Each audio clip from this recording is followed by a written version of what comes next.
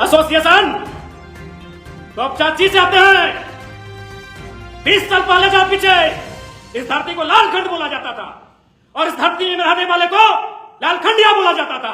उस धरती से आते हैं। 5 दिन का अल्टीमेट दो, तुम्हारे अल्टीमेट से कुछ नहीं उखड़ेगा। अल्टीमेट देते हो एसोसिएशन। कहां था अल्टीमेट? जब एक गुंडा, जिसको तुम गुंडा बोलते हो, अपराधी बोलते हो, प्रिंस खान तुम्हारे एसपी को धमकी दिया था। प्रिंस खान तुम्हारे एसएसपी को धमकी दिया था। कहां था तुम्हारा प्रेस कॉन्फ्रेंस? कहां था? याद कर 1980 को जाके उस समय जो एसपी था, एगो बड़ा बाबू आया था, तो चाची में आंदोलन चल रहा था। बड़ा बाबू को आंदोलनकारियों ने पकड़कर ढोलकट्टा के जंगल में लेकर गए थे और एसपी ढोलकट्टा नहीं आए थे, एसपी तुपचाची थाना नहीं आए थे, एसपी विनोद बाबू के शरण में गए थे। विनोद बाबू प्रणाम, चलिए साथ में। तुपचाची यानी लालखंड कहा जाता था। एक एक आदमी को लालखंडिया बोला जाता था। उस मिट्टी से आते हैं। पुलिस से डरना नहीं जानते हैं, पुलिस से भिड़ना जानते हैं। कोयला चोरी तुम करो, बालू चोरी तुम करो। रांची में याद है कि नहीं, एक महिला कैदी का गर्भवती बनाए थे। यौन शोषण तुम करो। रांची भूल गए? 2 पुलिसकर्मी अधिकारियों ने एक महिला को गर्भवती बनाया था।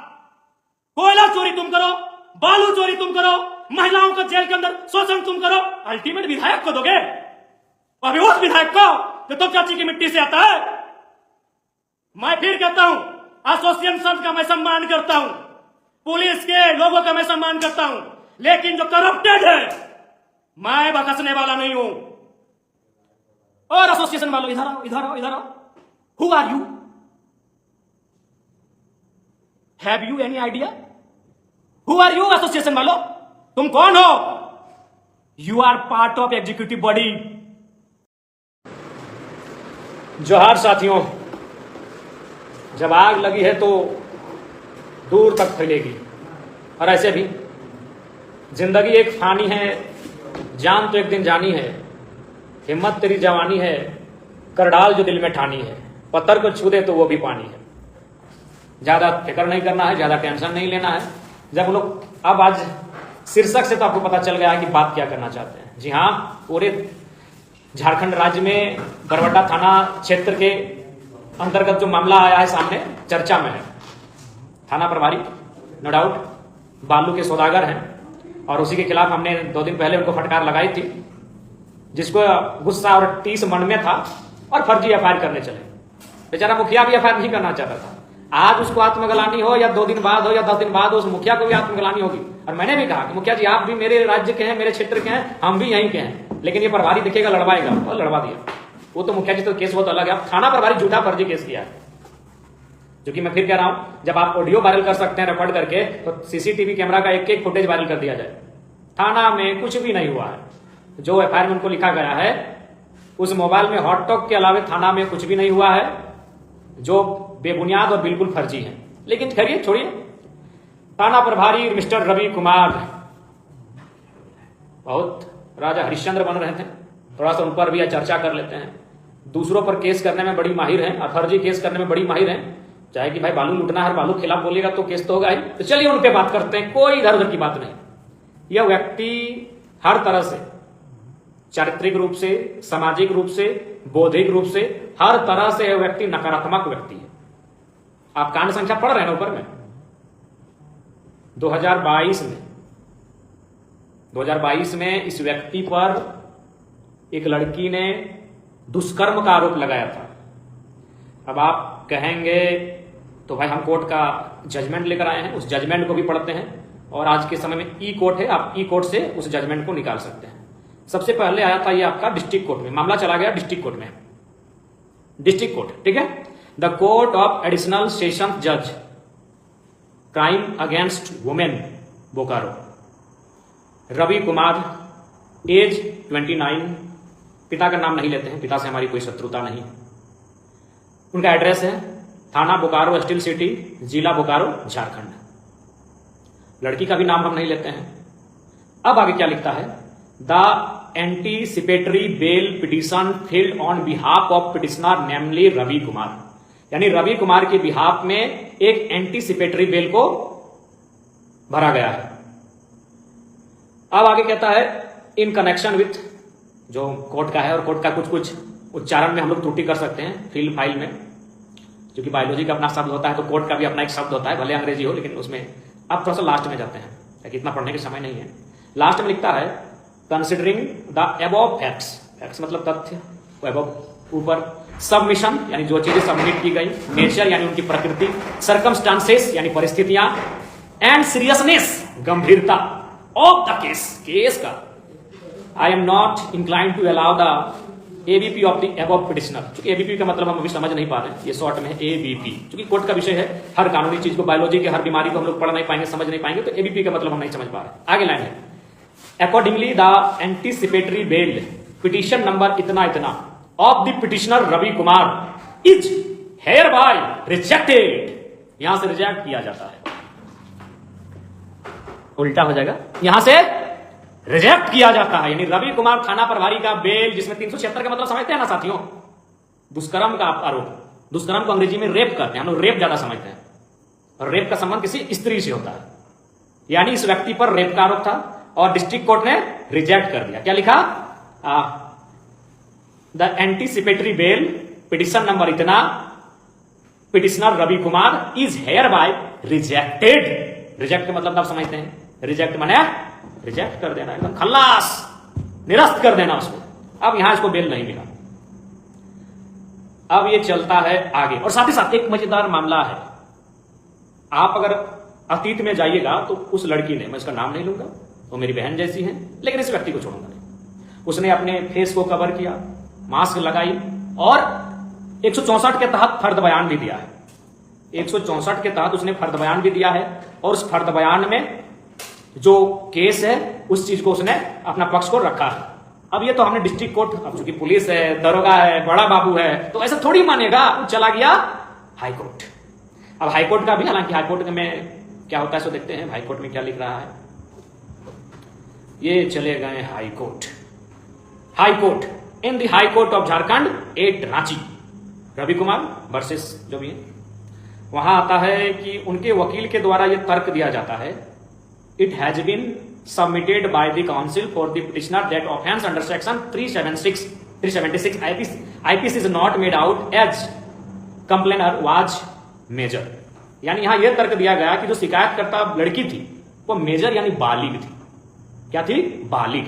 यानी उन दोनों के बीच जो संबंध स्थापित हुए थे वो डरा धमका कर स्थापित नहीं हुए थे, यह तर्क दिया गया।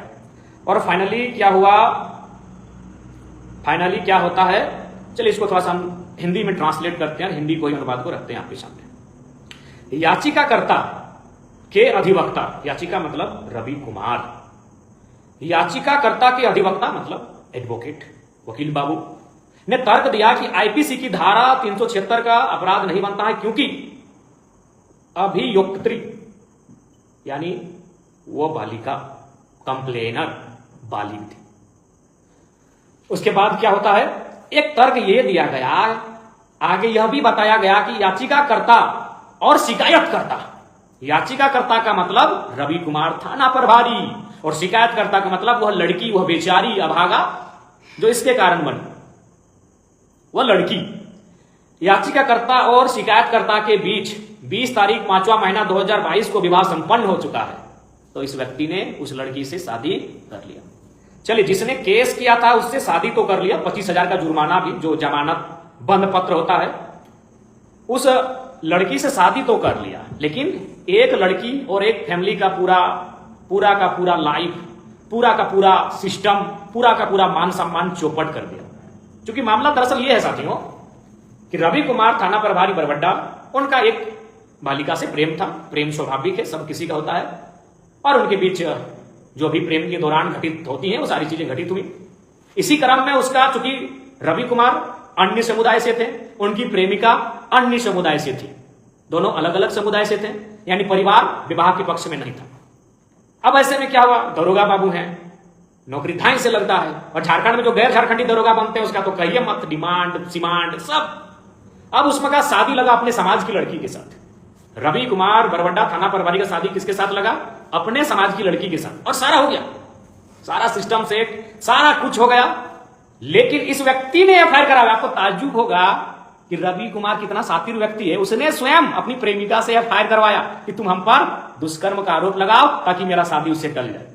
पंडाल हो चुका, लेन देन हो चुका, तैयारियां हो गई, कार्ड छप गया, और एक दिन पहले, जिसको हम लोग रिंग सेरेमनी कहते हैं, तिलक कहते हैं, मंगनी कहते हैं, जो भी जहां जैसा कहते हैं, एक दिन पहले रिश्ता टूट जाता है उस बेकसूर लड़की से जिसके परिवार की मान सम्मान सामने आ गई।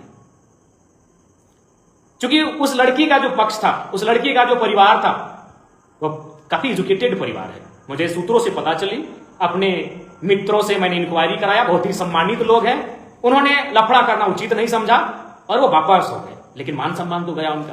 तैयारी हो चुकी थी, कार्ड छप चुका था, एक लड़की थी, और एक दिन पहले रिंग सेरेमनी से एक दिन पहले शादी टूट जाना,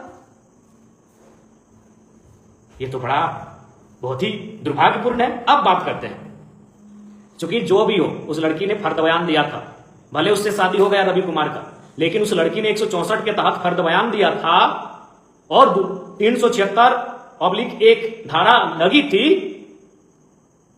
तो मैं तो चाहूंगा पहले बोकारो रेंज के जो पदाधिकारी हैं उनसे एक प्रेस कॉन्फ्रेंस हो और क्रॉस क्वेश्चन वे लोग मीडिया वाले करें जिनको वकालत के विषय की जानकारी हो। पहला कि भाई भले अंत में कंप्रोमाइज हुआ, लेकिन उस व्यक्ति को थाना प्रभारी कैसे बना दिया जी? वो भी बरबट्टा जहां मलाईदार। अच्छा एक बात सुनिए झारखंड वासियों, मलाईदार थाना का मतलब समझते हैं? जो थाना इंडस्ट्री के सामने है वो मलाईदार थाना है, वहां 50 लाख में तबादला होता है। जो थाना कोलियरी के सामने है, कोयला यस, वो थाना मलाईदार है। और जो थाना एनएच के सामने है, तो बरबट्टा कहां है? दिल्ली से कलकत्ता के बीच, और यहां मलाईदार पोस्टिंग होता है। अब सवाल यह है सीनियर पदाधिकारियों से कि जिस व्यक्ति पर 376 का सेक्शन लगा था, जिस व्यक्ति के खिलाफ उस लड़की ने फर्द बयान दिया था, उसको थाना प्रभारी कैसे बना दिए भाई? एक थाना में कई एसआई होते हैं, कोई छोटा बाबू होता है, कोई और नाम से जाना जाता है, थाना प्रभारी कैसे बना? रवि कुमार बरवड्डा का थाना प्रभारी कैसे बना? क्या सीनियर पुलिस पदाधिकारियों ने आशीर्वाद दिया? क्या उन्होंने आशीर्वाद दिया था? क्या कारण था? इसको तो बताना होगा, प्रेस कॉन्फ्रेंस तो करना होगा। यह तो प्रेस कॉन्फ्रेंस बनता है। रवि कुमार को थाना प्रभारी किसने बनाया, वो थाना प्रभारी कैसे बना, इस पर प्रेस कॉन्फ्रेंस बनता है। जिस पर इतना बड़ा आरोप लगा हो, जिस पर 376 की धारा लगी हो, जिसने एक परिवार को तबाह कर दिया, और वो व्यक्ति थाना प्रभारी भी मलाईदार थाना, बरवड्डा, गोविंदपुर, निरसा, माथेन, तोपचाची, निमिया घाट, डुमरी, बगोदा, ये सब एनएच वाला मलाईदार थाना है। मारो मलाई, उस थाने में कैसे पहुंचा? हाँ भैया।